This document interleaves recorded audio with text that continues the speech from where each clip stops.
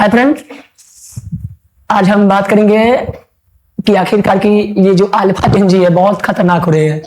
आजकल के जो नन्हे मुन्ने बच्चे हैं बहुत खतरनाक हो रहे हैं क्योंकि उनके अंदर आईक्यू लेवल बहुत हाई है। अभी एक पटना में देख रहे हैं कि 5-6 साल के बच्चा सरकार से सीधे चुनौती कर रहे हैं। एसपी, डीएसपी, कलेक्टर, डीएम सबसे चैलेंज कर रहे हैं। क्योंकि वो चैलेंज इसलिए कर रहे हैं क्योंकि उससे न्यू जनरेशन के बारे में, आज एआई के बारे में, आज सोशल मीडिया उसे इतना सारा ब्रेन पे असर कर रहा है कि उसे जो है ना वो सीख सीख करके बहुत बवाल बन रहे हैं, है ना। और उसके अंदर किसी भी तरह का है तो क्यूरियोसिटी की क्षमता होती है।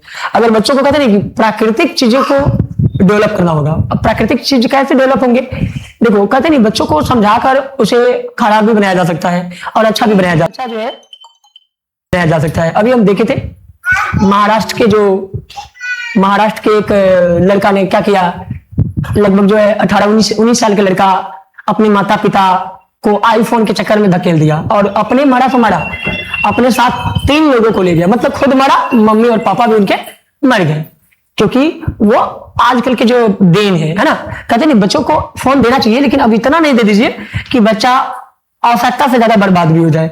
आज के जिंदगी को ये बात समझना पड़ेगा, है ना। माता पिता कितना मेहनत करके बच्चों को पढ़ाते हैं, कामयाब बनाते हैं, है ना। और वही लो बाबू लो, है ना। बच्चों को फोन देना जरूरी है लेकिन फोन अब इतना ना दे कि वो फिर उसको एक नशा की तरह पालन कर दे।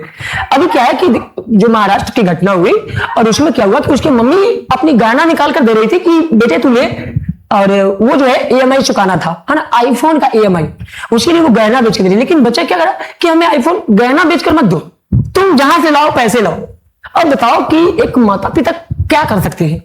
बच्चों को उसके करीब तक जाकर के उसको लेने की कोशिश की।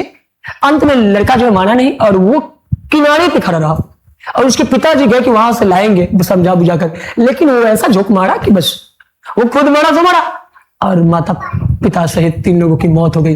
ये कहीं ना कहीं कहा जा सकता है कि ये नशा नाश कर रहा है। सोशल मीडिया है, यूज करिए उसको अच्छा करने के लिए, है ना। लेकिन उसको गलत यूज करना शुरू करेंगे तो फिर वो आपको बर्बाद कर देगा। और वही हुआ आखिरकार जो है बच्चों को साथ खुद बर्बादी हुई। ऐसा कभी नहीं करना है, जिद्दी कभी नहीं बनना है।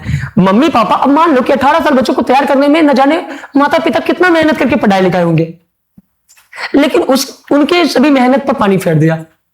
क्यों? क्योंकि उन्होंने अपने आईक्यू का गलत यूज कर लिया। इसलिए आप कभी भी आपको पढ़ाया जा रहा है, लिखाया जा रहा है काबिल बनाने के लिए। अगर किसी बच्चों को माता पिता मैट्रिक तक पढ़ा देते हैं तो उसके बाद उसे खुद कैपेबल होना चाहिए कि वो इतनी क्षमता जरूर विकसित कर ले कि घर में हम घर के लिए बोझ ना बन सके। आज जापान में क्या है, 14 साल के बच्चा, 15 साल के बच्चा जो है, 12 साल के बच्चा जो है वहां पर, है ना, अपने पैसा, अपने पढ़ाई लिखाई का खर्चा वो खुद अर्जन करते हैं। और वही यहाँ भारत में देखा जाता है 30 साल का लड़का जो है ना माता पिता पर डिपेंडेंट होते हैं। कैसा राष्ट्र है, कैसा देश है?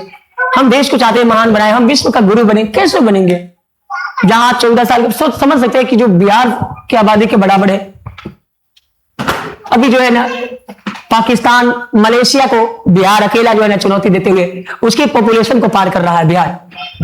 हम इतनी तेजी से बढ़ रहे हैं, हम बिगेस्ट लार्जेस्ट पॉपुलेशन वाला कंट्री बन गए, स्टेट तेजी से ग्रो कर रहा है। लेकिन ये बात को समझना होगा, जानना होगा कि आज की जिंदगी को, आज के युवाओं को इस बात को समझना होगा कि हम माता पिता पर केवल डिपेंडेंट ना रहे।